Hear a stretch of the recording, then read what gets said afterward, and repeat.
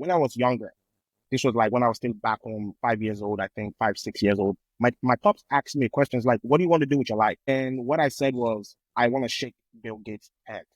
The biggest hindrance from my point of view when I speak to people is fear of losing it all. Yeah. A lot of people are afraid of losing it all, even though they don't have a lot to lose. When it comes to investing, we just want the $1 million, boom. We want the $5 million, boom. We want to be financially free today, right now. Yeah, I want to be in Bali, or in Mexico, just sipping on some mojitos, on the yacht, whatever. And it's Yeah. like, it doesn't work like that.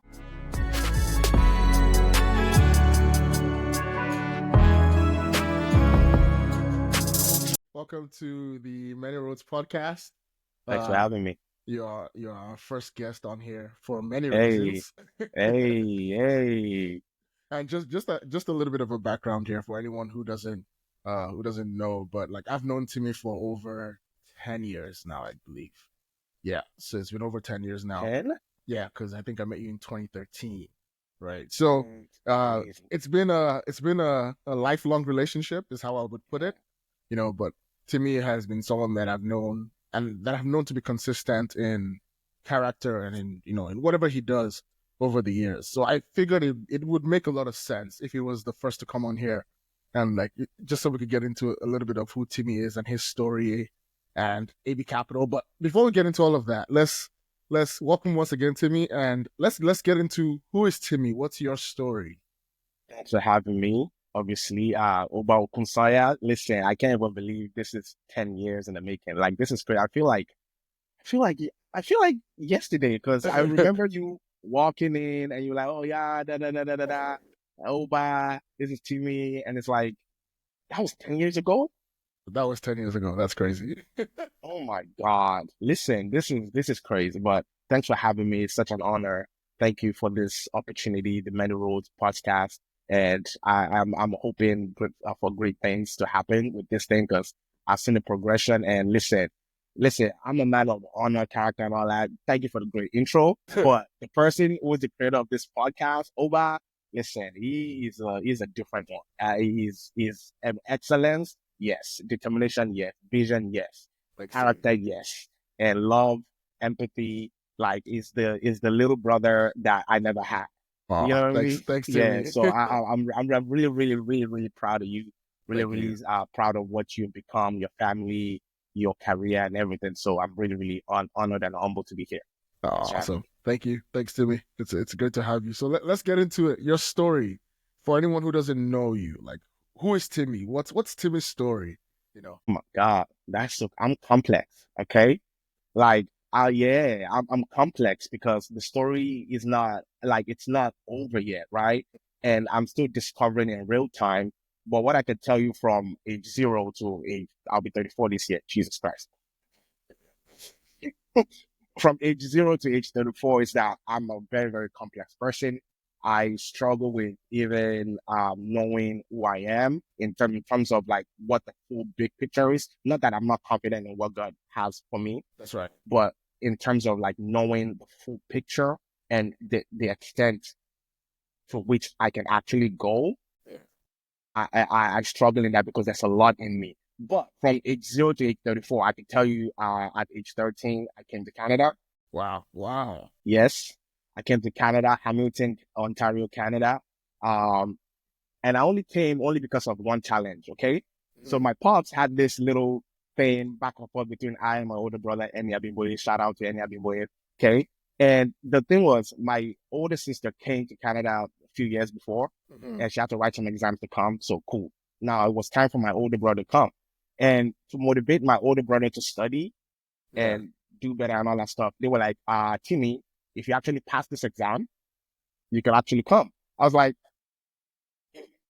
promise me, if I study for this exam, I pass it, I'm going to Canada. It's like, yes, just do it. And I honestly don't think it thought like I would actually like follow through with it. But Yeah. no, I actually registered for it. So equivalence would be like grade 9. I was in Mhm. grade 9 studying for grade 12 kind of exams, Okay. right? So I went and studied all night.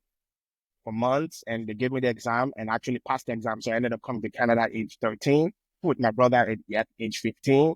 Obviously they couldn't send me to university Yeah, because I was yeah. supposed to go to Calgary University, but they look at the grades and they were like, no, there's no way we're sending a 13-year-old boy To to university. first year. Exactly. So they had to hold me back and put me in grade 10 in Hamilton. So I had to do grade 10, 11, 12. Either I ended up going to university at age 15, Yeah. turning 16, right? So I went to university, started with software engineering. Wow. Um, yeah, and Okay. that was where up until that, then I never experienced failure. Mm. And software engineering was my first punch in the face of what failure. I mean, when you talk about somebody having F's, Yeah. all through the like F, not even like okay, B or C or like give me D, F, F, X, X, calculus, software engineering, F, C plus plus, F. So, I mean, for me, I realized that, okay, you know what, this software engineering thing is not going to work. I spoke to my pops and then I ended up switching to economics, accounting, that route. So I finished with economics at the University of Carleton. I'm just giving you the Yeah. educational background. Yeah. But because I want to stop you there because how did you? Okay, so from software engineering to first of all coming to Canada at 13 is wild. Like moving to a different country by yourself at age 13 is like insane. Right? Listen, You listen. know, but besides the point, like, how did you handle that failure? Because you just said at that point, it seems like you were an A student all through high school, right? So coming into university, I'm sure you were expecting the same sort of results. How did you handle that failure? Because that could throw everyone off their game. Like, okay, maybe I'm not even good at school in general, you know. So how did you handle that failure and then get to a point where you're like, okay, maybe I just need to change what I'm doing. Yeah. So, I mean, sometimes you get kicked in the face enough, and no matter how resilient you are, if God and the universe is telling you that this is just not the thing for you, you have to just give in, right? So for me, it was almost kind of like a thing of pride and ego, right? Think Mm, about it. I'm 13. Like, what are you talking about? Like, I'm 13. I'm killing all y'all Canadians. I'm whooping all y'all straight up. Because I'm 13. I'm always the youngest in my group. Like, whoa, yeah, yeah. I never had anybody that's in my group that age mate stage. Like I never had Mm-mm. that. So failing was like the beginning of the death of the ego, I would say. Right. And for me, I originally couldn't handle it. So I went back and actually redid the course, right? Mm-hmm. But then again, fail.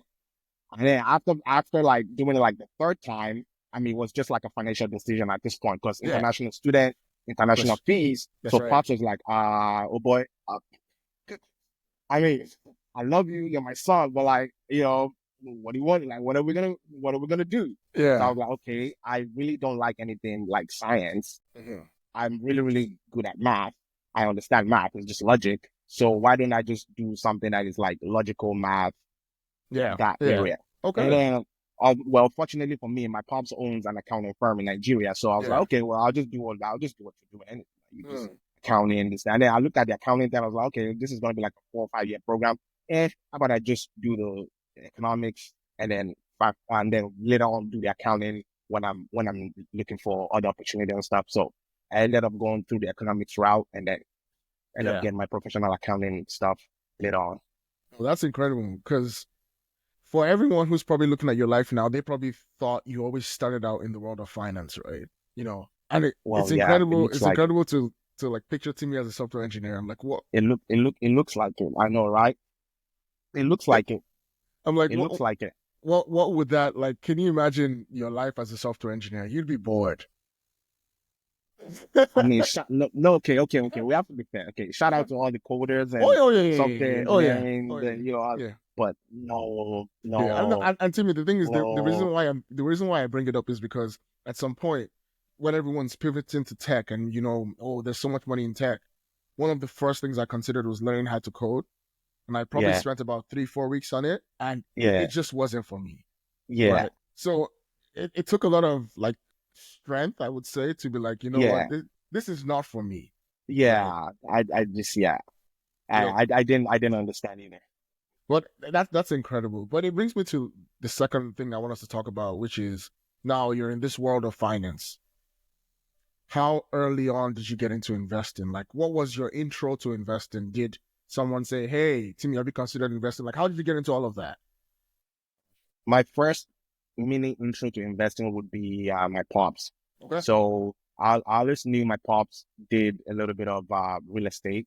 Well, because he owned his business, so he bought a lot of real estate in Nigeria, land, this. But he never got into like stocks and anything because Okay. Nigerian parents, they're not doing all that. But so Yeah. that was my first thing. I've always seen him just buy homes, like, Mm. and you're from Nigeria, so you know the way they Yeah. buy homes. Like, there's no credit. Like, It's we on don't do, mortgage. yeah, like there's no mortgage. So I've seen him take millions and just buy it outright. And those decisions are actually like just made around the table.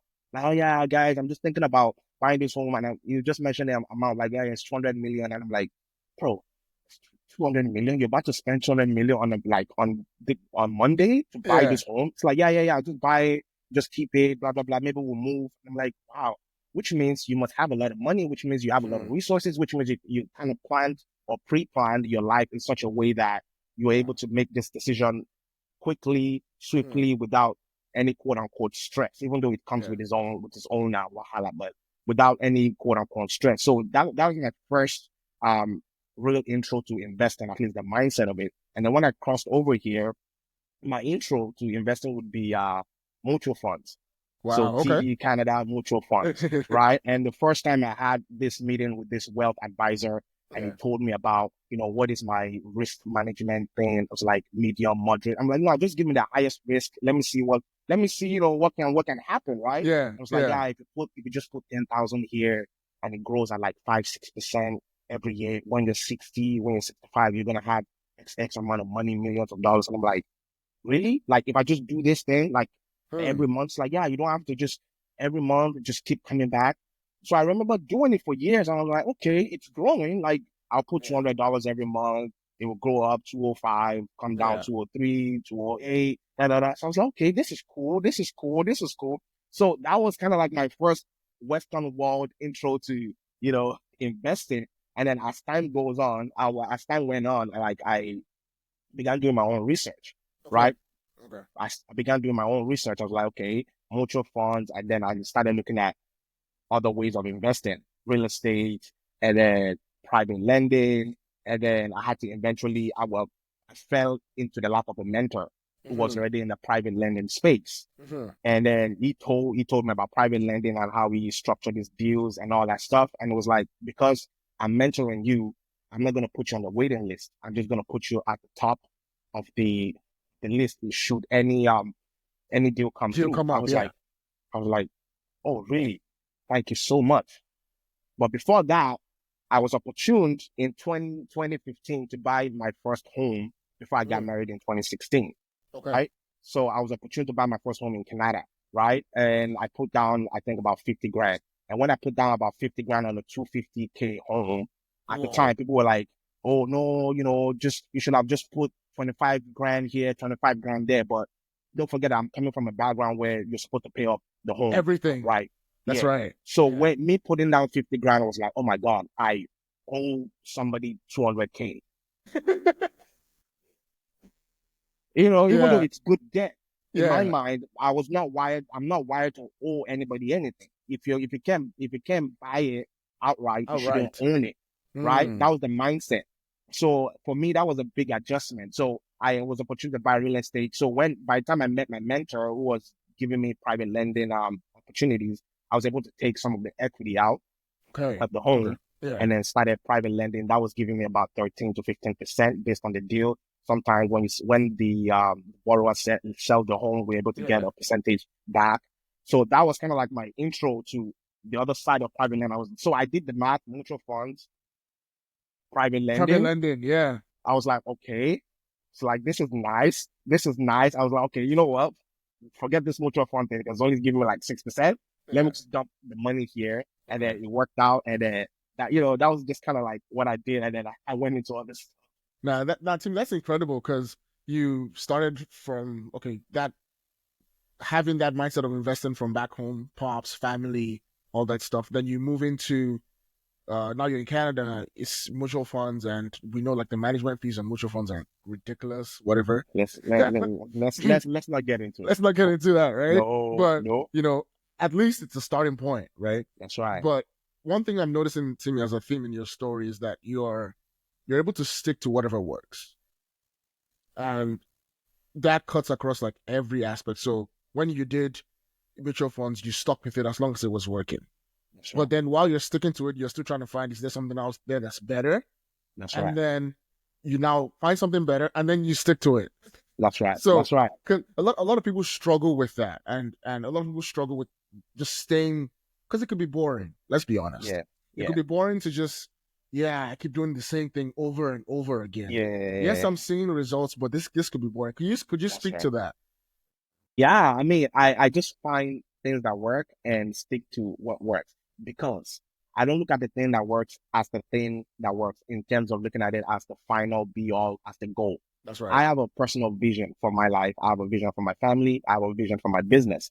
And whatever I do is in direct correlation to the vision. So the big question I always ask myself is, this decision you're about to make, does it align with your ultimate vision? Mm. My vision is I want to be free. That's Listen, right. I want to be free. However, anybody says, oh yeah, freedom is good health, bro. I I want, just want to be I want, free. I want to be free, That's right? So right. when we talk about the financial part of it, I want to be free. So whatever I am doing is towards I want to be free. So mutual funds, how long can I do this to get me to my freedom vision? Okay. Private lending, is this getting me towards my freedom vision? Yes. Faster? Yes. Yes. Now, when I went into other things, same thing, the same question. Is this getting me there? Faster? Yes. And all the other things that I went into, is this getting me towards my vision? Yes. So I've always looked at, is this thing getting me towards my vision? That's why I always tell young people that, listen, you need to find time in your day, in your month to actually create a, a vision for your life. And you don't Right. have to be accurate. Like you don't have to have, I want to be this, that. All you need to Mm-hmm. do is just have some kind of idea Like a as to, big picture. yeah, just Okay. if dreaming was free, then just dream. Like I see, Mm-hmm. money is not a problem. Like just That's dream. right. Like it doesn't have to be financial. It could be like like how do you see yourself living in the next 60 years? Like how do you see yourself? Do you see yourself being on a beach? Do you see yourself helping parents? Do you see yourself being in Africa helping kids? Do you see yourself doing things? You don't have to. It doesn't have to be monetary, but have Mm. that big picture so that whatever decision you're making today must be in direct correlation to that big picture. So, I you know me, see. Yeah. whatever happened throughout my life since you've met me till then was always in direct correlation to, is this getting me towards that? And if the answer is a no, I'm out. I'm not doing it. I'm not doing it. So, software engineering, the answer is a no, I'm not doing it. That's right. This opportunity, the answer is a no, I'm not doing it. Oh, Timmy, come do this, come help me do this. Da. No, it's not. It's not. No, so you It's would not. say Timmy, you would say your vision, this vision that you've had, has been almost like a guiding kind of, a guidance Like a as to compass. like a compass, like Yeah, I'm doing this, I'm saying yes to this, I'm saying no to that. I'm doing this, that's I'm right. not doing that. That's right.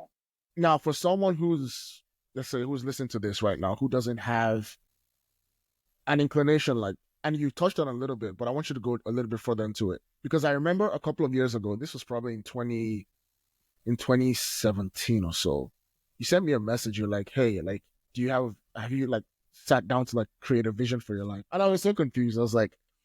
Said I'm that? like, what is this guy telling me to Oh do my right now? God. Oh, wow. That's wow. Right? So, I mean, this is 8 years ago. This is crazy, anyways. But you're like, yeah, like you need to, and then you sent me a book. I think it was Miles Monroe. I think The Power of Vision or something. That's Right? right. So I remember reading that book, and then I finally caught onto it. But for someone who doesn't have that background as to like what is a vision and all these things, how would you say today they can get started on that? Because it seems as though that's actually much more important than the investing and the finances and all these other things that we're doing. It seems as though all those other things feed into the vision, That's you right. know? That's right. So a vision has to start with, um, I don't want to get spiritual, Yeah. but it's a vision has to be given to you by God, right? And every Okay. one of us, we have a vision. Every human being, as human beings, we have vision. Our vision here, given to us by God, is be fruitful and multiply, have dominion. So your vision has to start with that basis. I must be fruitful.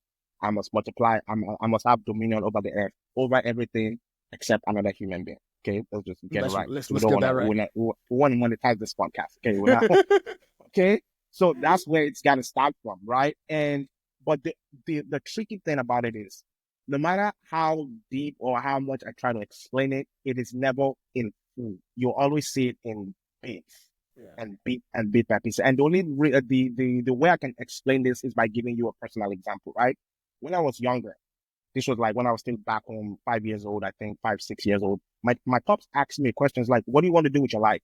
And what I said was, "I want to shake Bill Gates' head." Mm. Wow. That was what I said. This was when I was 5 years old, 6 years old.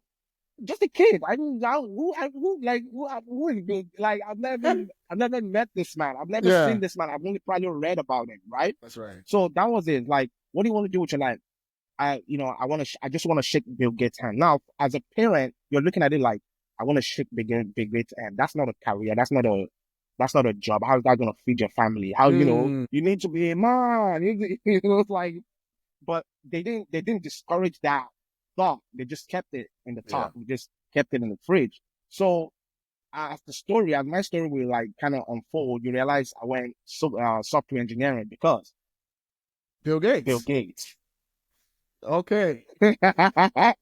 So when I moved from software engineering to somewhere finance, Yeah. economics, I felt like it was a letdown. Like, oh no, Yeah. I won't be able to achieve this thing, right? But then not only until I think last year, interesting enough, the Holy Spirit actually reminded me of like, listen, you remember your vision for your life was you actually just wanted to meet Bill Gates. And the Holy Spirit was telling me that what that meant was you actually just wanted to be in the world of finance. Finance and investing and That's it. stocks And and investing yeah. and helping people and making sure people are financially free. So I was like, oh my God, what a full circle moment. Like, which means it took me from age 5 to age 34. That's a Mm. that's a 31-year journey That's right. to just realize that, okay, this is kind of like the area I'm trying to accomplish. This is my God-given vision in this life. So for whoever's listening out there, all you need to do is, first of all, understand that there's a vision for your life. You don't have to rush it. There's Mm. something in you. You don't have to be able to define it. You don't have to be able to put it in words, because that's the thing. We struggle to put it in words. You don't have to. Nobody's forcing you to write it down in words. All it is a picture, That's right. right? And the picture will never be clear. It's never going to be full. It's just going to be in bits and pieces. So what you need to do is be in connection with your career creator, and then follow your heart, no matter how difficult it is. Yeah. And I like the fact that you break it down that way because you can really I mean in a world where there's a lot of opinions out there and there's a lot of social media is like full of people just spitting out opinions. And it's kind of good, but it's also bad in the sense that for someone who's trying to figure life out, it could be very confusing. Like, am I supposed to go into crypto? Am I supposed to, if you go into crypto, you will cry. If you go into crypto, you will cry. I saw you post that the other day and I was like, this is hilarious. Keep calling this boy, man. But they could get so confused as to like, okay, what am I supposed to do in my life? And also I think the times also dictate because in like growing up, it made sense for you to go to school to be an engineer and follow that path, the traditional path. Yeah. In the next 20, 30 years, I don't think those traditional paths are going to make the most sense anymore. Just because of the way the world is turning, the world has right? changed. Yeah, that's So right. it's one thing to like envision how you want it's one thing to receive a vision or have a vision of how you think you want your life to go, but then it's also one thing to also understand through the times that you're in what that looks like. I always give the example of a lot of people who might have thought they were called to, and this is an example for Christians that Christians could relate to. A lot of people at the time who got a call from God to go into ministry automatically assumed, because of the time that they were in, that it was supposed to be like they were supposed to start a church. Yeah. Right. But as times Yeah. are shifting and we're actually seeing pastors leave pulpits to start podcasts, Yeah. you're starting to see that it's the same call, it's the same vision, but Yeah. the the expression is looking a whole lot different. That's right. Right. That's right. Now, Timmy, how do you help someone who's like, okay, so I have an idea. Let's say random person. I have a desire, a vision to, help people in, let's say, I don't know, let's pick a random example. Help people buy houses, for instance. Okay. Right. And they're like, today, I'm not even a realtor. How would you tell that kind of person to start? Because it could be very overwhelming. It's like, I don't know what my next step is, you know? Very simple. All you need to do is get yourself a mentor. Wow. A mentor is the fastest route to where you need to get to. My mentor is right now in this space is making 300K in a day, losing 300K in a day, making 500K in a day, losing. So when I make 30K in a day and I lose 30K in a day, 80K in a day, lose 80K in a day, it's not a big deal to him because he's losing and making more than I'm making. Right. So the thing is, you need to find a mentor. Like find a mentor. If your space is okay, I want to be a realtor, I want to build homes, I want to help people. Okay, then find you a mentor. And sometimes you have to pay to play. And that's the problem with our people. We don't want to pay to play. We want to get quality for cheap. And that is a wrong mindset. Like you want to get something that is of quality. You want to get gold, but you want to get it at a discount. You want to get it for cheap. Just give me all the things that you've been through, all the headaches that you've been through, all the commotions you've been through, all the things that you've been through in your life, but just give it to me for $5.99 a month. Like, come on. Like, don't do that. That's an insult to the person who's actually had to go through the path alone, being a trailblazer. Being a trailblazer is the most scariest thing ever because you're almost kind of like the first person to do it. Even though in the terms of humanity, you're not the first person to do whatever you're doing. There's nothing new under the sun in that kind of sense. But from your point of view, from your perspective and your lane of living, this is the first time you're experiencing yourself through this thing, right? So after I've gone through all this thing, now you want to get it for the cheap? Like, no. Yeah. So the thing you want to do is just get yourself a mentor. So find somebody who's walked the path you want to walk in. That's right. And then learn from them as much as you can. And there's a cost to that, is what you're saying. Yes, there's a cost to that. Let there be a cost. Even if it's a financial cost, I'd rather have a financial cost than any other cost, right? Because at least I know this cost is going to cost me X amount. Yeah. But the most dangerous or the most effective mentors are the ones that won't give you a cost to it. Yet they will pour everything, but then you have to be wise enough to know that I got to pay them back somehow. Somehow, exactly. Yeah. And in some cases, paying them back is just like doing what they actually just said to do. I'm telling you, most mentors just want you to shut up, listen, and execute, do it exactly how I said. Like, don't remix the thing. Like, you came to me for help me do this. I give you the path, I give you the formula, and then you leave here, and then you go to do your thing. That frustration is why I think, when I speak to most mentors, that frustration is why I think they put a monetary thing to it. Because at least, you know what? Whatever, go do your own thing. At least I know that my time is not wasted. Because that's that's one of the biggest insults to them. It's like, I feel like my time was wasted because you just didn't follow through the advice I gave you. So at least that way they're able to filter through like the people that are coming, and by the time you have to pay a certain amount, there's a certain level of dedication that you already have towards whatever it is, right? Yeah. That's right. Yeah. That makes sense. Now, Timi, let's switch back from, now we've gone into vision. Now let's switch back into the world of like investing and finance. It seems as though, and this is good, it seems as though there's been a lot of push, there's been a lot of interest in the world of finances and investing in the last couple of years. I would say after the pandemic. I think the pandemic was a huge wake-up call for a lot of people. Yeah. That, you know what, my 9 to 5 might not be enough. I need to find other alternatives to, creating wealth and all these other things. Now, you decided to do something that is like crazy and unheard of. You decided that, not only am I gonna, like, you've been investing for over 10 years, and a lot of people don't know this. A lot of people just think you're an overnight success. I like to say you're an overnight success that took over 10 years. So if 10 years is overnight, then sure, you're an overnight success. And you, not to cut you off, but you are one of the people that actually pushed me to come public. You are my wife.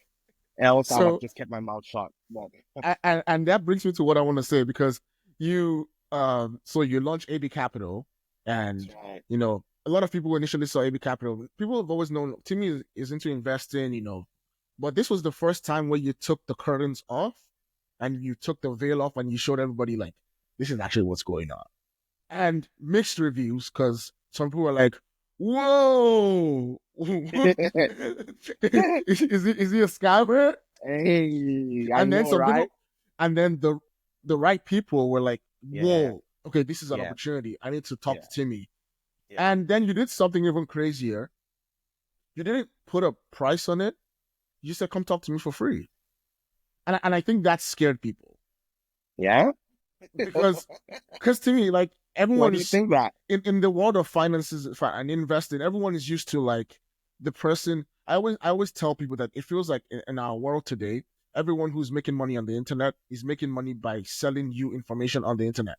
You know what I Yeah, mean? So yeah, technically, even though they say, yeah, I'm investing, it feels like they're making more money from their courses and products than from the actual investing. yeah, So the only way to teach somebody investing is by saying, I don't need your money. And but still people are afraid. So yeah. how do you help people understand and get over that fear, that skepticism? And how do you help people get into a place where they're curious enough to just go find out what's going on? Yeah. Unfortunately, I can't help people press the button. I can't help you press the button.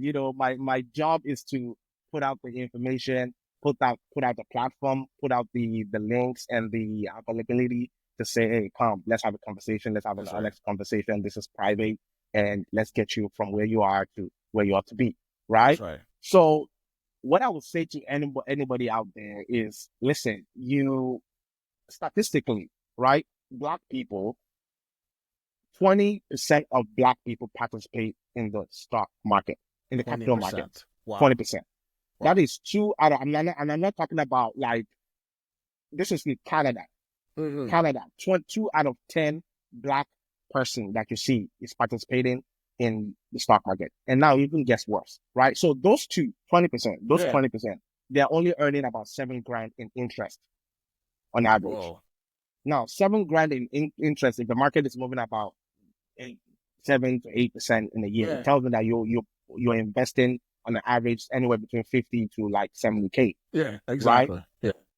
So, and it's like, how long are we going to do that for? For 60 years for us to move forward as a people.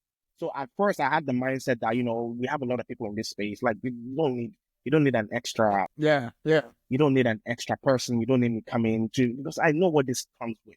This comes with a lot of hate.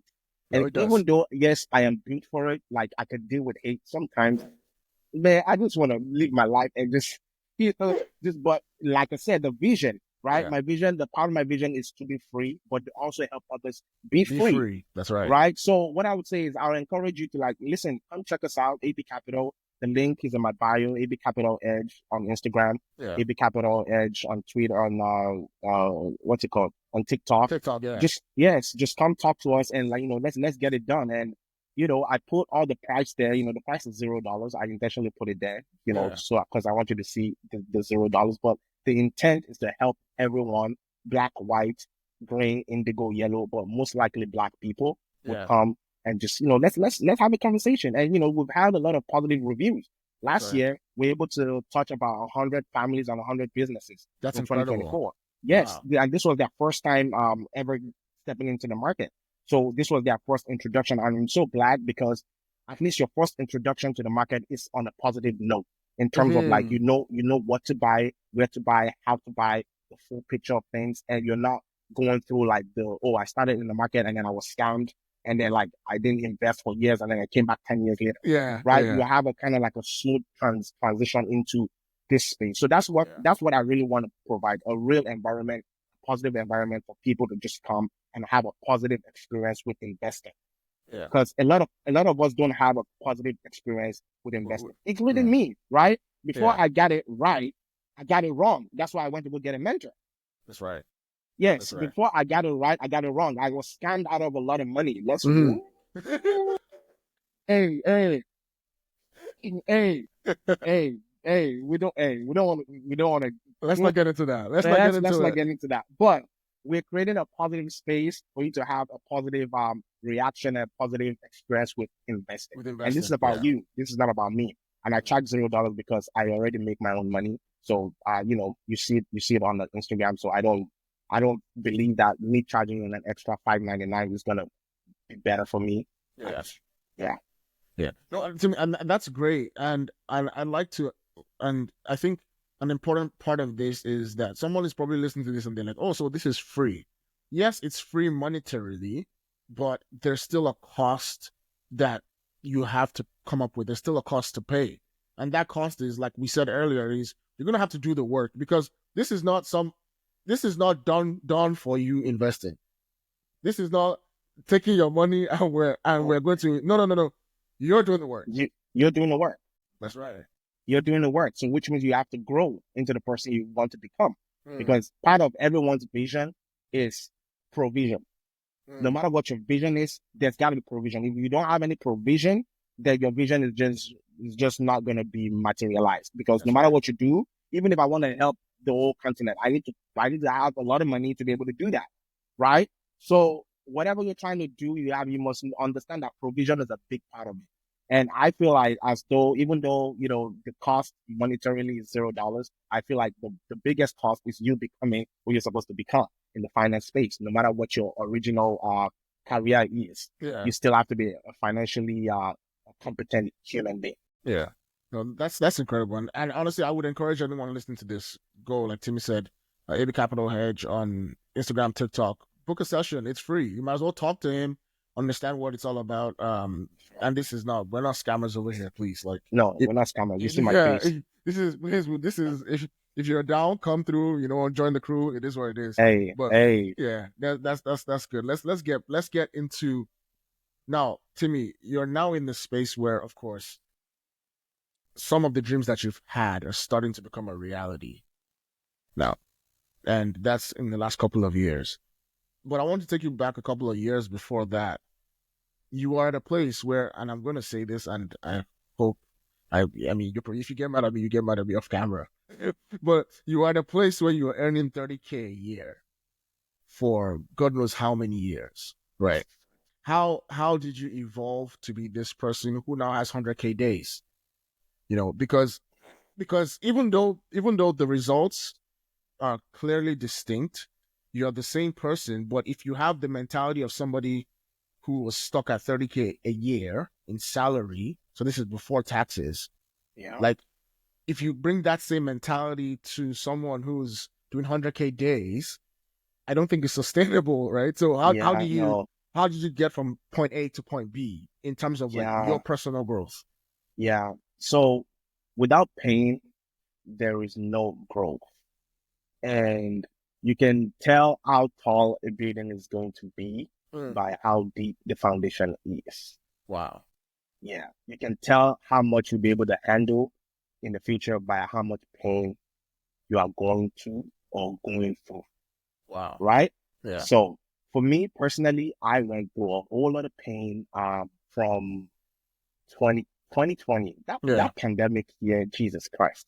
So that pandemic year just messed up a whole lot of things for a whole lot, like, positive.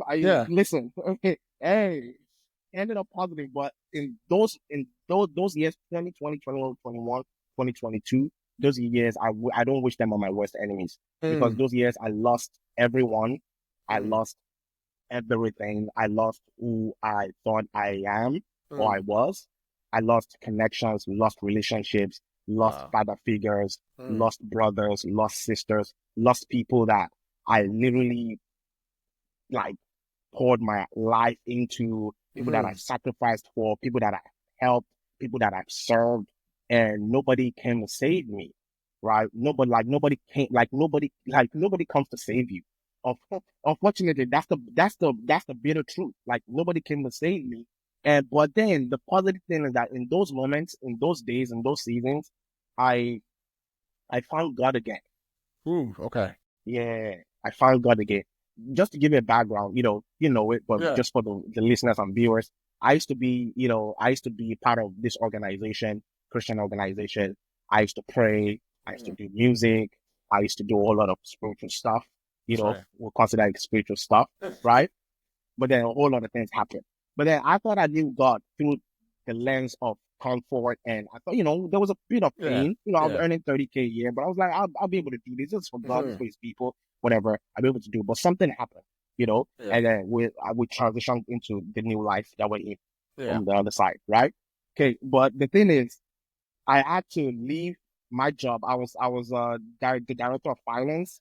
I had to go from being the director of finance one day to having no job the next Wow. day, Wow. to looking at my wife in the face saying, how are we gonna pay our mortgage? Wow. To me going to Uber, register Wow. for Uber Yeah. app, and I ended up delivering food for like a year.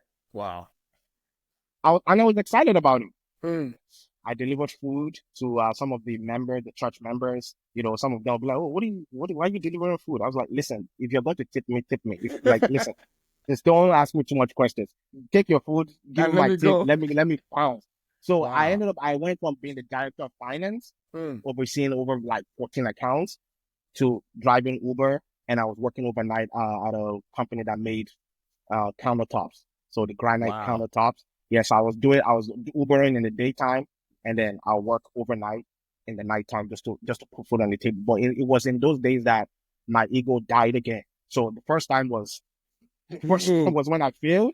The Yeah. next time is now, right? Mm. That season, my ego died again because I didn't know it, but I think I got to a point where, listen, I'm a praying machine. Like I pray, like, Mm. listen, 3 hours, 4 hours, 5 hours, that was easy. Mm. Even to today, I still pray. Like those disciplines don't leave, They don't leave you. but That's right. you get to a point where you actually think like, listen, when I open my mouth, things just You think right, stuff like, is working because you're praying yeah, that long. Yeah. yeah. Yeah. But then when I was reduced to a quote unquote nobody, Oh. that was when I found God again. And God began to mold my character, and I began to have a little bit more empathy. Because in my previous life, I was more harsh, I was more Mm-hmm. direct, I was Mm-hmm. more straight to the point, like, bro, stop wasting my time. Mm-hmm. But in that season, I was able to I was able to get the empathy, just being able to put myself in other people's shoes, and That's I was right. able to feel more, be Yeah. more humane, Yeah. and understand more. Not because I want to be the empathy and be the therapist person, but like just because, like, oh my God, like truly understand, like, oh my God, like I feel. But it was those seasons that created a mindset in me. And in those seasons, I never forgot what the vision was. I held on to the vision no matter what. Mm. I held on to the vision no matter what, how hard those days were, how bad they were, how sad they were, how disappointed I was. I always held on to the vision of, okay, this is where you're going, this is where you are. How are we gonna get there? How are we gonna get there? How are we gonna get there? So, in those days, a lot of pain caused a lot of growth, and that shifted into what we're seeing right now. Just to cut it short, that shifted into what we're seeing right now. But that gap in between, nobody would be able to skip it. And I tell my students all the time, like, no matter how much I try to help you in terms of investing and doing this and doing that, I feel like until you hit your head on the wall, you will not Mm. understand what I'm really trying to prevent from happening, right? Because I talk to a lot of people from this space, and I tell them, listen, 11%, 12% in a year is good enough for you, 15% in a year. And some of them end up doing 30%, 35%, 40%. They're like, no, I want to do some more. I want to get 500%. And I'm like, you know what? Until you lose it all, you really won't understand it. So the mindset comes from pain. Like without pain, there's no growth, Yeah. unfortunately. Yeah. So unfortunately, everybody's got to go through that pain, and I don't wish it on my worst enemies. But if you're going to be strong and if you're going to grow, you need to go through a lot of pain to be able to do that. Yeah. No, Tim, that's awesome. How would you now? Pain is, of course, is a topic that everyone can relate to. This at some point in life, everyone has gone through some sort of pain, and not like just physical pain. I'm talking like emotional pain. It could be as a result of a situation that you're in or whatever. And in your case, you went through that period of pain. How didn't you give up? Because I personally know some of the things that you went through, and it was enough to call it quits on God, life, church, and the whole nine. You could have just said, you know what, I'm done. I'm done with y'all. Yeah, This is yeah, this is enough, and yeah, especially coming from a place where you are so involved in that Christian organization, how did you go? How did you and how do you ensure you didn't give up? Essentially, Oh, well, the truth is, I did. wow. Yeah, I finally gave up on who I was in my previous life. I gave up. I gave up entirely. I gave up on my past person, my past personalities, my past characteristics. I gave up. Mm. Mm. I never tried to take a glimpse of who I was or who I used to be into this Into new this season. new wow. No, no, no, Yeah. no, no. I gave up. I switched up. My whole energy switched up. Mm. My Yeah. whole energy, my Instagram switched up. Everything switched up. Yeah, because if you come to my Instagram, you don't know if I'm Christian or if I'm not Christian. And I love it like that because I want to keep you confused. Yeah, yeah, yeah, yeah, yeah, yeah. I'm not the person I used to be That's anymore. right. So That's I right. gave up. I gave up on my past person. I gave up on my previous life. I really gave up. Even emotionally, it got to a point where, I just called my mom. Well, not right now. That then Yeah. called Yeah. my mom and she was like, "Man, like you sound so depressed." I'm like, Wow. and I told him like for real, I am depressed. Wow. It's like, man, like I've never seen you like this before. It's like, yeah, because it's a lot of things happening, and Mm. but she walked me through it. Thank God to my wife, my family, my That's close right. friends, you, Yeah. just walking me through that season, But to be fair with you, I gave up. And I feel like when I was left alone, that was when I found God. Yeah, Yeah. like the Jacob story, like when Yeah. he was left alone, he Yeah. wrestled with God and God broke his bone and he Yeah. never walked the same, Yeah. but he became Israel, right? So for me, I never walked the same. I'm never the same person. I feel like a part of me died, like a part of me that I mourn, and I only Mm-hmm. mourn it because sometimes you miss it Yeah. That's because right. like if you like I feel like if you talk to me crazy like my previous life, man, I'm coming for your neck. What are you talking about? Who are you talking to? Are you talking to me, bro?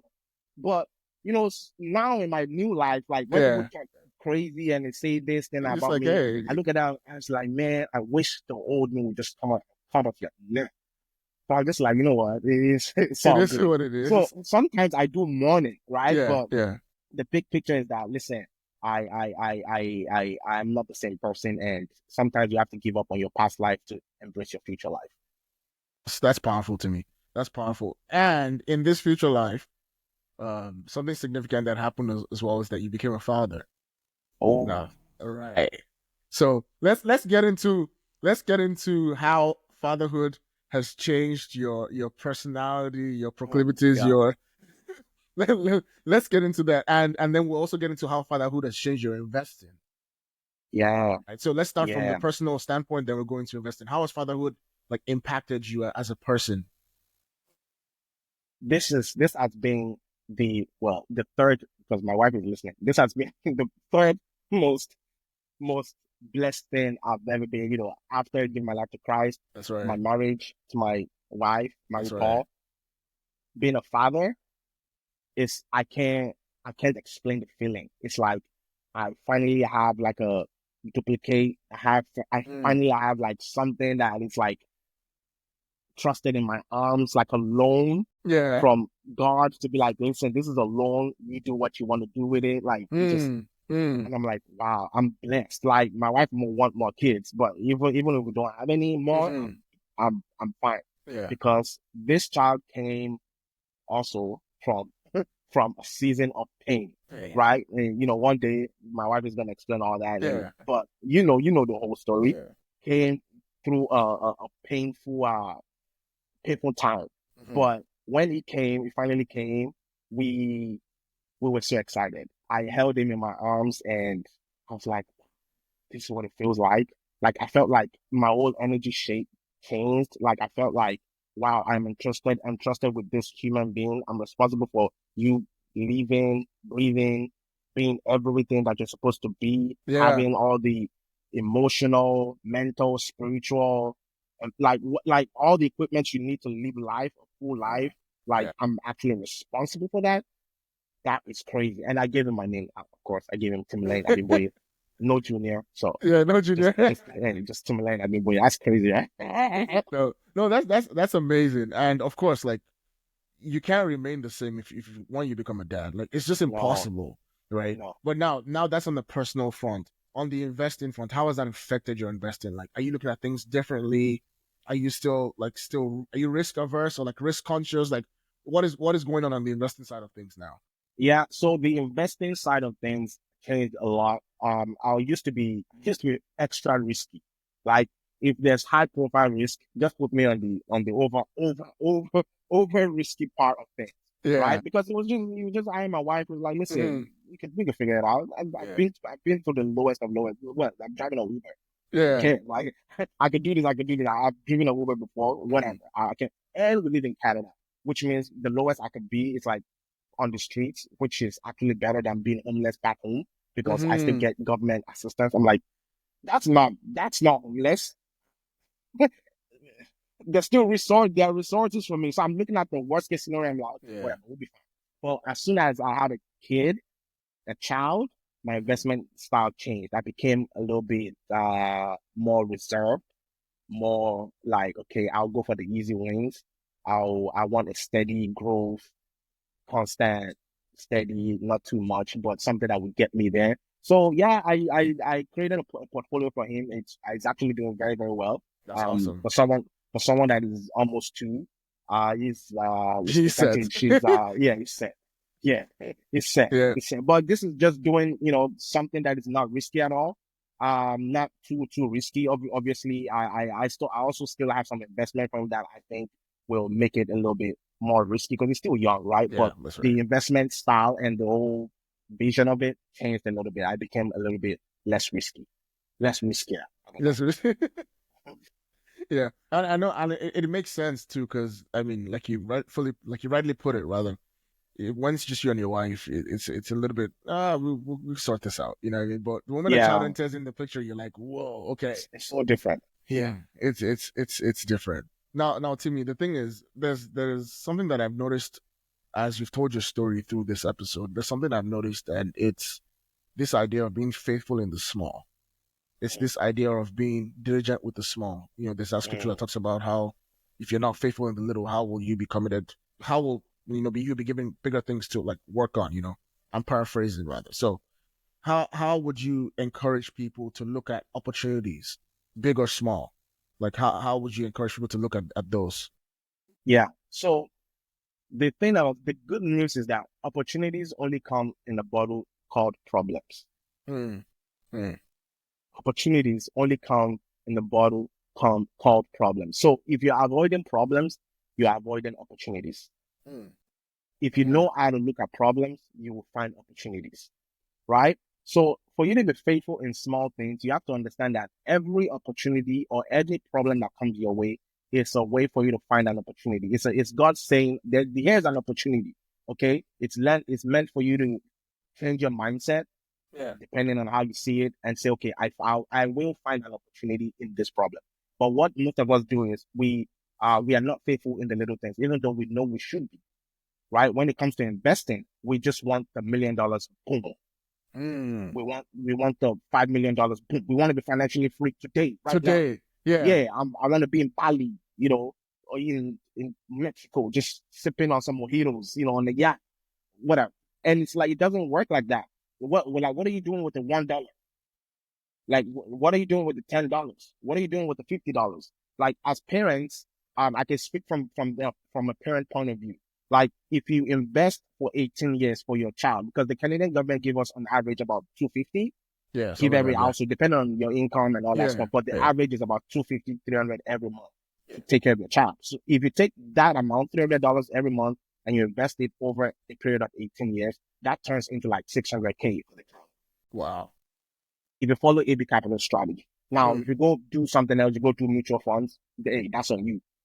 If you follow our strategy, that could get you a whole lot. But what do most people do? They start out with $300 or $200 or $100 or $50, and over the course of 1 year, they stop because $50 turned into, let's say, $500, like Hmm. consistently 50 Yeah. every month, Yeah. 50 every month, right? And they're like, oh no, it's It's not not fast growing enough. it's not growing at an exponential value. And I'm like, listen, you have to wait. You have to be faithful in the $500 and in the little things. You have to take it step by step, year after year. Things happen. You have to be consistent for a long period of time. But unfortunately, a lot of people don't want to hear that message. They Mm. want the quick thing, fast, now, here, Insta, everything, so that they can show up on Instagram that they're making money. So unfortunately, that's not gonna work. I prefer the you be faithful in the little things, and even in the way we approach our cohorts Yeah. at AB Capital is that when you come in, there are investments and vehicles that I'll give to you for the first 3 to 5 years, Hmm. and all I'm doing is just watching how faithful you're going to be, because I know that after a year, after 2 years, there's something in you that would want more. Be like, That's right. oh, I feel like I should be doing more. I feel like I'm missing out on something, and I'll tell you, just wait. If you can stick it out for 3 more years, four more years, then I'll put you in more riskier investments that I know that will work for you, right? But a lot of Yeah. people, yeah, a lot of people mess up, and then Yeah. See that I like that because to me, at least you're giving people an opportunity to develop the muscle of patience and diligence, and only then do you now say, okay, let me open you up to a little bit more risk. Because that's at right. that point you'll be able to handle the downside. Because I mean, we've been in the market and there was times when when there was times when we're just like, whoa, like What God, is going on? what is going on? What is Right? going on? But Yeah. I can't imagine panicking at that level and then selling off. Imagine if you did. And then a couple of years later, we're like, oh, wow, We yeah, should have like we should have bought more. we should have bought more. But those emotions when in those down seasons, like, oh my God, I'm losing a lot of money. I'm losing a lot of money, which is like, Yeah, no, that's not how you deal with investing, right? So yeah. I open people up. Yes, I say our doors are open. Come for free, talk to Hmm. us. But when you talk to me, I'm not giving you stuff that is going to make you go from 0 to 1,000 in 2 months. It's not gonna happen. Sorry, you can go to somebody else for that. For Yeah, me, I have to be responsible. I have to be a responsible conduit steward of this gift. that's right. So anyone that comes, I like to take you through a reasonable process. Hmm. And Yeah, so far we've been profitable and we've helped a lot of people. So I'm yeah. glad. No, that's awesome, Timmy. Now this brings me to my next question. In a world where people want a lot of like quick results, quick wins, you know, there's a lot of people out there with opinions on like investing and finances and all that stuff. But I want to ask the question about short-term trading versus long-term trading. Now, because it seems as though the people that get the most amount of followers on Instagram, and I'm talking about financial educators, the Mm-hmm, ones that get the most amount of followers on Instagram, the ones that are flexing the Ferraris and flexing the mm-hmm, Lambos, mm-hmm, flexing the Rollies and all that stuff, it feels as though a lot of what they push is short-term investing. And mm-hmm. it's almost like this get-rich-quick scheme. And even though Yeah, we all know this is too good to be true, people still buy into it, yeah, right? As opposed to long-term investing that is very calculated, very methodical, very boring, yeah. but yet effective. Like, can you speak to that for a moment? Okay. So the thing about it is every human being operate on two emotions, fear or greed. Okay. No matter what your thing is, it's either you're coming in fearful or you're just greedy, Yeah. right? So like, depending on where you are, your stage in life, and what you need to accomplish, when you speak to me, I know exactly where you're coming from. So those who want to go through a short-term investing route, I would say short-term is great.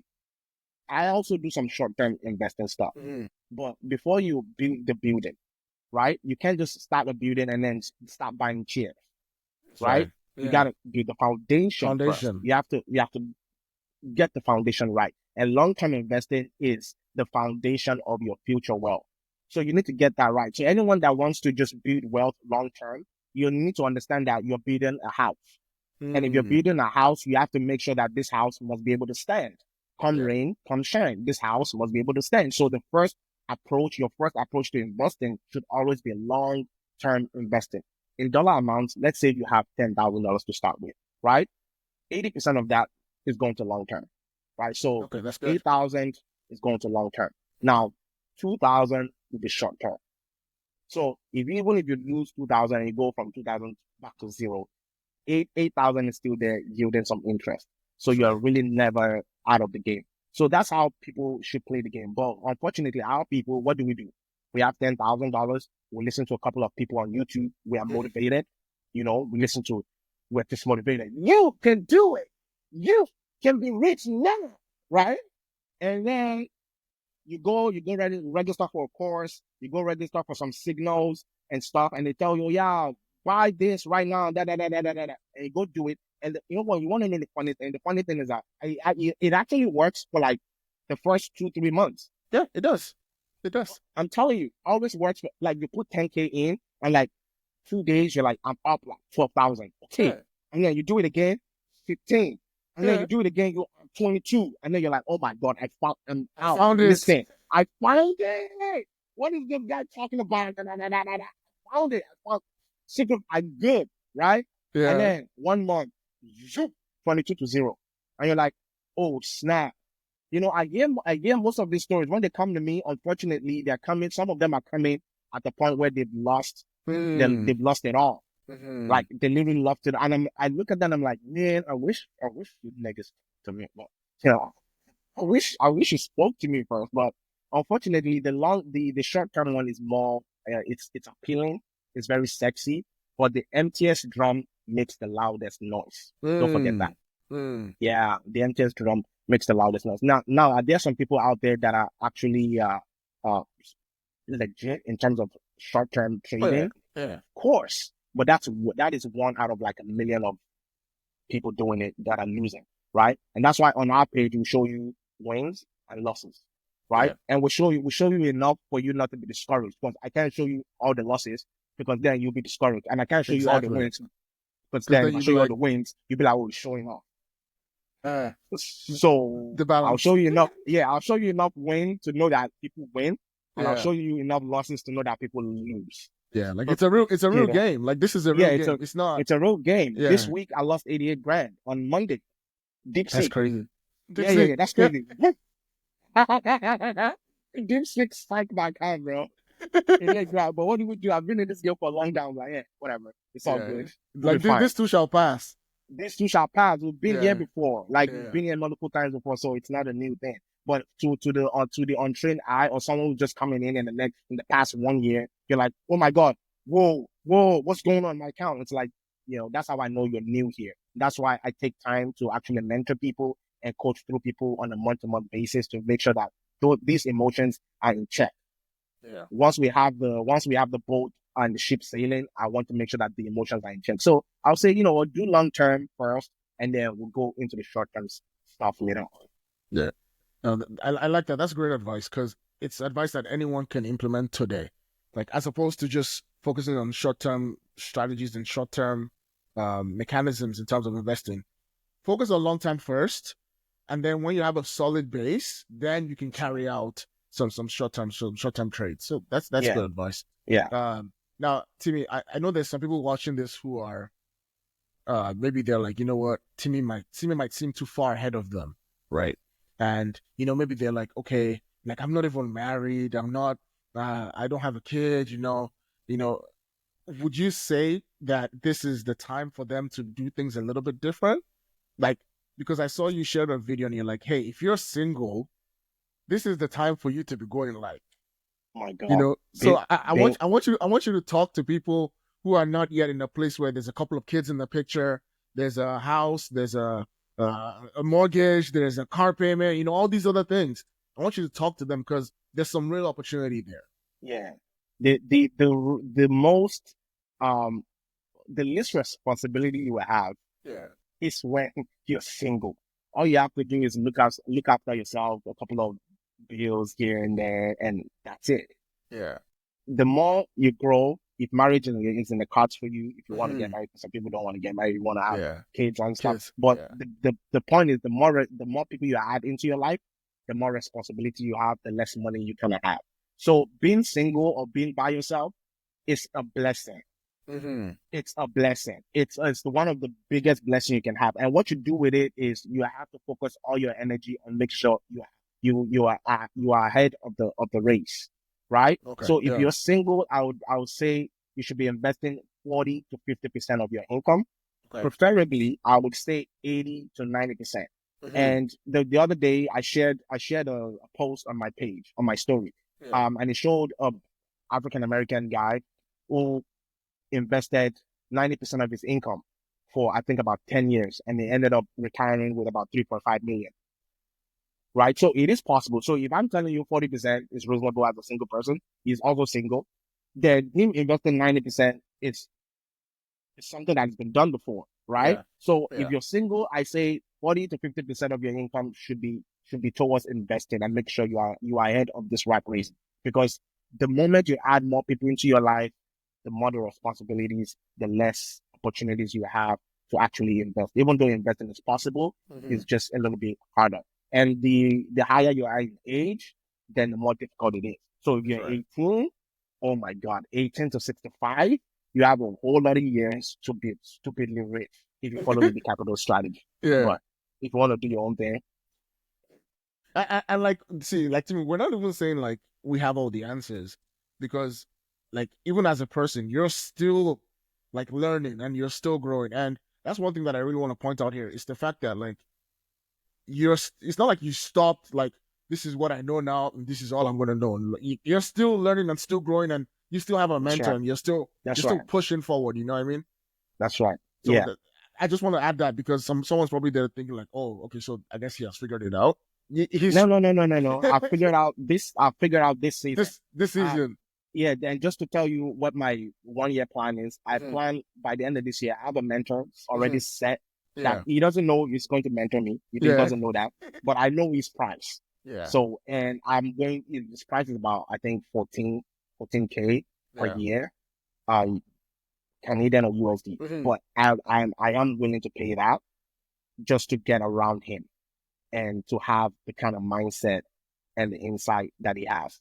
Because like I tell you, you have to pay to play. That's right. If you want to grow, like I don't want to have 80K days. I don't want to have 50K, even though it's great. Someone would, Yeah. to do, oh yeah, oh my God, all I need is 10K in a month and I'm good. No, no, no, no. I want to make $1 million in a month. In a month. That's it. Yeah. Yes, I want to make $1 million. And what I'm doing right now is prepping myself to put myself in a position to do that. But I also understand that for me to be able to do that, I have to get around people that are making 2 million, 3 million, $4 million, Yeah. $5 million Yeah. in a month. Right. So that's going to be my thing. So yes, I've not figured it out in terms of where I want to ultimately be, but I Mm. figured out this season and I'm using this season to figure out what the next season What the is, next which one is looks in like. line with my ultimate vision of freedom. Yeah. No, and to me, see, there's something you said that sparked a thought in my head. Because someone else could be looking at this and they can say, all I want is 10K a month, and I'm Mhm, good. And another person can be looking mhm. at this and saying, all I want is $1 million a month. And somebody else Mhm. might be like, a million is small. All I want is 10 million a month, right? Yeah. So, can you speak to like what is the point of the money? Because the money is not the point. No, the money is And not the people point. get this twisted. They think like, oh, the money is the point. No, no, no, the money is not the point. And I know like you're one of the people I like listening to when it comes to this topic, because yes, you're making money, but the money is not the point. Can you speak to that? The money is not the point. The money is the vehicle with which we use to catch people to be able to change them and set them on a path, God-given path. Mm-hmm. So the money is it's the hook or the appearance of the wealth Mm-hmm. is the hook. But having wealth and a whole bunch of money is not the point.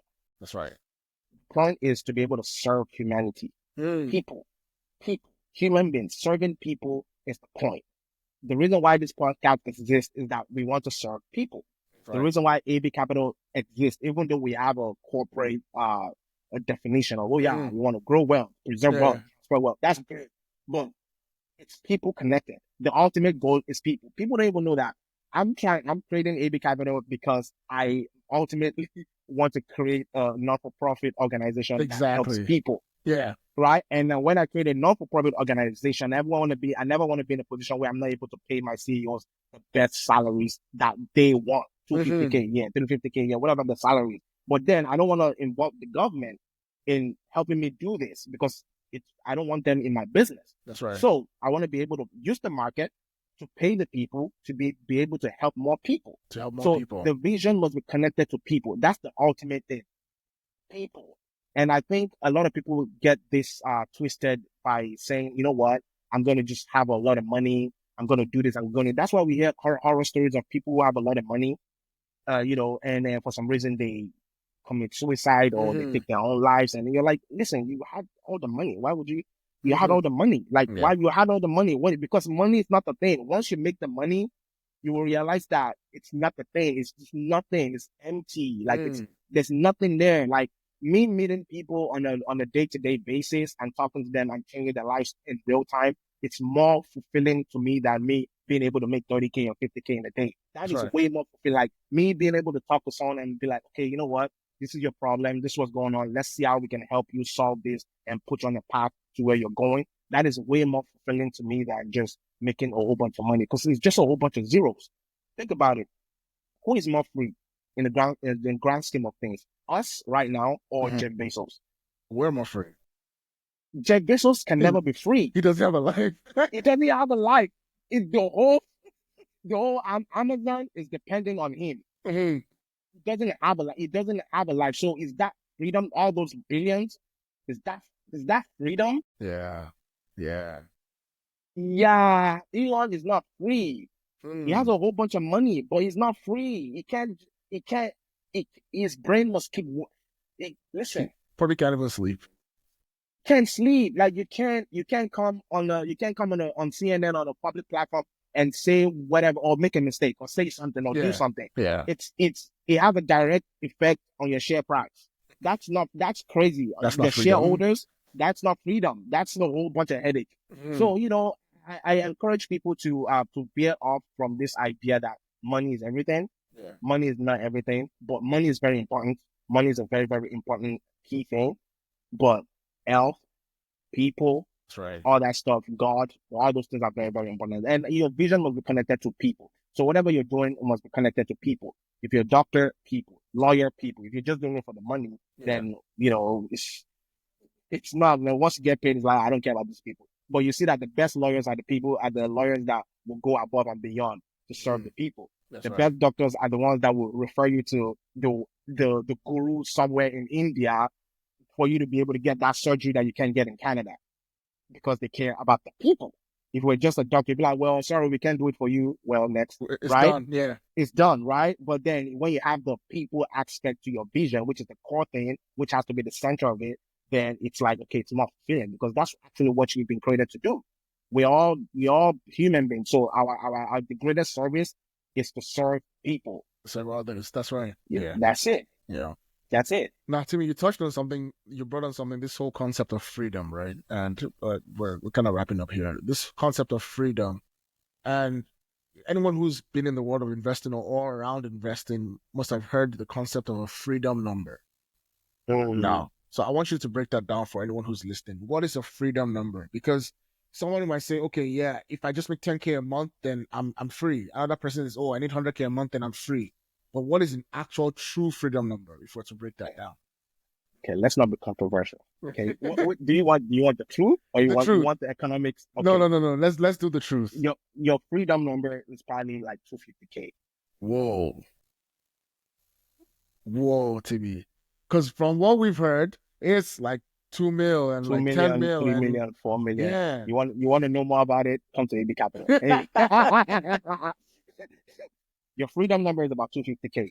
Wow. Your freedom number is about 250K. If people are really, really observant in their finances, they'll realize that they don't actually need a lot to be able to live a free life.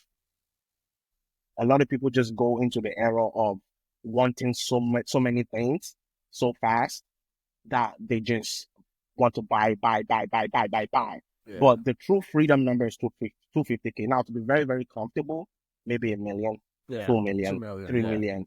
But and for you to get that, it's not hard to do. All you need is $1,000 in the market for about 15 years at an average rate of 13%, and you'll be free you'll be free in like 10, 15 years. Mm-hmm. And if you think about the fact that yes, I know $1,000 is a significant amount of money, and I'm being fully aware here, but for some other people it might not be. But I think it's the fact that by knowing what to do, you know that okay, if I find a way to improve my income, I now know what to do. I have a plan. So if you know that, like, as long as I have this money and it goes in the market and I have it's in this whatever investment, I can get to this goal that I have, then you don't mind working wherever you're working because you have a plan. That's right. And like you're correct. You know, That's like it. Yeah, Yeah. that's it. That's it. You have a plan linked to a vision. So a Mhm. vision, a plan, right? So that's the thing. A lot of people need a plan. All you need is a plan.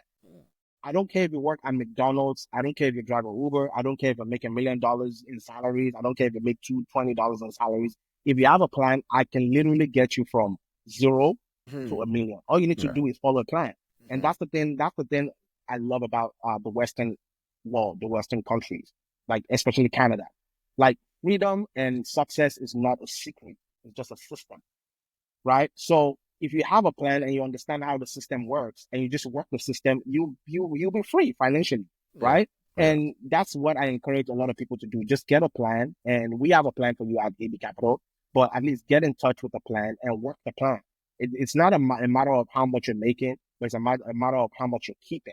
Hmm. That's right. Yes. That's How right. much you're keeping really, really matters. And once you have a plan, you have a goal that you're aiming at and you work it for a few years, you work out and you'll be fine. And I'm so glad because we are actively changing lives, like in terms of seeing real life evidence, right? And that's the reason why I post some of these testimonials on my page. Yeah. Because I want you to see everyday people. I don't want you to see the ex investor from here and this Mhm. investor from there. I want you to see everyday people that you see every day on the streets to be like, listen, I made 30% last year. I work in tech. Yeah. Yeah. I made 25%. I work in healthcare. I'm a student. I have a student in Hamilton. All she does is $1 a day. Wow. All she does is a dollar a day. I'm just going to invest $1 a day into the asset that I gave you, $1 a day for the next 5 years. So she never has to worry about, oh, I need to invest. She's just going to do $1 a day. A And dollar a day. obviously, as our income increases, Joe. she's going Yeah. to she's going to increase the contributions. But the point is, you have the system right in your hands. Yeah. You have the mindset as you're working the system. And once your income increases, your contribution increases, then you're very, very comfortable, Mhm. investing. And that's what it is. I'm really, really, really glad that a lot of people are receptive towards what we're doing, Yeah. and we hope to do better things. Yeah. That's great. Now, Tim, my final question before I let you go. Um, we're currently living in a world where there's so much information out there. Like it's ridiculous. Everyone has an opinion. Everyone has a contribution. Like there's so much information out there. And then when it comes to investing, everyone is an expert, right? Hmm. Now, but I say that to contrast the fact that even though that's the reality of the world we're in, a lot of people still are not investing. A lot of people are still afraid to invest. So what is the biggest from all the conversations you're having with people and things that you're seeing? Uh, what would you say is the biggest hindrance that people have when it comes to investing, and what is the best way to overcome that? Yeah. The biggest hindrance from my point of view when I speak to people is fear of losing it all. Yeah. A lot of people are afraid of losing it all, even though they don't have a lot to lose. Mm, mm, You don't have a lot to lose yet, but you are so afraid of losing it all, which means it tells me one thing. It tells me they have big hopes for themselves, which is yeah, positive, which is positive. yeah. It tells me that they are very cognizant of risk, which is good. It tells me that their senses are working, which is good, which Yeah, is good. But the hindrance is that they are their biggest hindrance. They just won't take that first step because of lack of education, proper education, and yeah. lack of transparency from the financial industry. Okay. So yeah, they've never seen it done in real time. They've heard stories on YouTube or this uncle or this person, this big man here or this big lady here who made it, but they've never actually seen it in real time. So that's why we kind of open the doors for you to be able to see someone that looks like you, young or relatively in your age range, whatever, doing it in real time at this level so that we can all grow together. But what I would say is like, listen, don't be the biggest hindrance, right? People are the biggest hindrance. You are the biggest hindrance to your own growth, and that's what I've seen a lot. But the only way you can get over it is by you actually doing it. No matter how much I try to address it, try to do it until you actually put your dollar Mm, amount into the market and go through the emotion of, oh, I made money today. yeah. To, oh my Well, God, what the flip is going up? Until you go through those emotions, you don't understand investing. And the thing is, even even in the financial space, we have this thing called the fear and greed index Yes, that's right. that literally tracks when the masses or the majority of people are actually fearful and when they are greedy. So I can almost tell where your emotion is by just looking at the fear and greed index every day and be like, okay, a lot of people are scared. Like a lot of people are, oh my God, I'm losing my money. Oh my God, what's going on? What's going right? But you need to, until you put your dollar amount into this thing, like you can't teach you that. I can't teach you how to master making $500 in a day or losing $500 in a day, making $2,000 in a day, losing. But a lot of people want to make 2,000, but they don't want to lose 2,000. For you to make 2,000, you must be willing to lose 2,000. But if you're invested in a long term, losing 2,000 is an opportunity for you to make more That's because you right. buy when it's down. Yeah, exactly. Exactly. So that's kind of the thing. I would say people don't be scared of the market. The market is a tool for getting rich or getting wealthy, and you should be using it. Every human being, every person, every business, every corporation should be using it. My next goal this year is I'm gonna go into the black neighborhoods, black shops, black coffee shops, black franchises, entrepreneurs. I'm going to go to your businesses and we're going to start investing. Your businesses must be invested in the market because think about it, it will be another source of income, Income. revenue for Yeah. whatever you're doing. If Yeah. let's say, for instance, you're a barber, you're getting your income from cutting hair. Now, if you're investing in the market, you're getting investment income. Income But as a lot of well. black businesses don't do that. They don't do that. They just keep cutting hair and just stay the same. But Yeah. there's a way you can actually increase your income. If you're non-for-profit, it's a little bit more trickier for Yeah. non-for-profit, but you can have the same concept. Even in the city, there's a whole bunch of non-for-profit that the only reason why they're relevant and prominent right now is because they created a foundation, and the foundation is solely investing the tithes and offerings for the corporation keep functioning. So like this thing, the only reason why the Mormon church is powerful is because they invested in Magnificent Seven. Google, Amazon, Apple, they invested from like 1956. So the only reason why they are powerful is because they have a whole lot of money somewhere just sitting and making returns on returns on returns. The only reason why the Catholic Church is so powerful is because they're invested in the market. So the only reason why you're going to be powerful in the future financially is by you investing in the market now. And you can start now, start with $1, start with $10, start with whatever you want. But let's get started regardless. Yeah. Now, Timmy, this has been a great episode. And honestly, I think this is packed with value and everyone's gonna get, of course, there's gonna be something to take away for everyone. But last thing that I want you to do. I want you to imagine Timmy 10 years ago. What's one piece of advice? What's one thing? Like if you could have a conversation with yourself from 10 years ago, what's one thing you would tell Timmy 10 years ago? Just one thing. 10 years ago, I'd say, yeah, it will work out. Wow. Yeah. It will work out. It will work out. I struggled with a lot of anxiety, slash fear. I expected a lot from myself, and I just always had this burden of, am I gonna make it? Am I gonna be all right? Back then, right? And I just I didn't see this day like how it is right now. And I'll always work in the back of my mind, like, what if this doesn't work out? How am I gonna live if this doesn't work out? Because I've seen a lot of shady things I've seen a lot of shady things done to people. Yeah. So yeah.